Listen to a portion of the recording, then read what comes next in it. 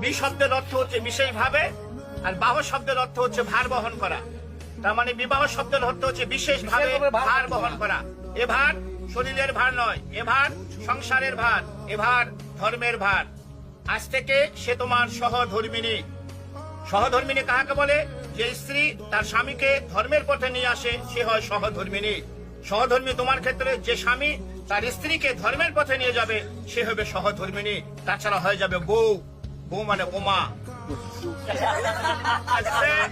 সুতরাং সহধর্মিনী যেভাবে হয় সে কাজটা করতে হবে। আজকে আমরা এখানে আত্মীয় স্বজন বন্ধু বান্ধব সকলকে নিয়ে উপস্থিত হচ্ছি এই শুভ বিবাহ করার জন্য।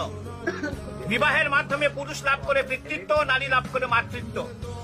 এই পিতৃত্ব এবং মাতৃত্বের মাধ্যমে গড়ে উঠে তাদের একটা সুখের সংসার। পিতামাতা, ভাই বোন, আত্মীয় স্বজন, বন্ধু বান্ধব সকলকে নিয়ে একসাথে থাকার তারা সংকল্প করে এই বিবাহের মাধ্যমে। মানুষের জন্ম থেকে মৃত্যু পর্যন্ত 10টি মাঙ্গলিক কর্ম আছে, তার মধ্যে বিবাহ হচ্ছে সর্বশ্রেষ্ঠ।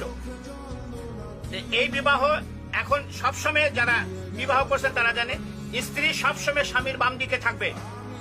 এখনো কিন্তু বাম দিকে যায় নাই, আছে কোন দিকে? ডান দিকে। তুমি পার্বতী পক্ষে চেষ্টা করবা সবসময় একে বাম দিকে রাখার, চলাফেরা করার জন্য। নারী হচ্ছে শক্তি। একটা পুরুষের জীবনে নারী হচ্ছে শক্তি। যে পুরুষের জীবনে নারী থাকবে না, সে পুরুষের জীবনে কোনো শক্তি নাই।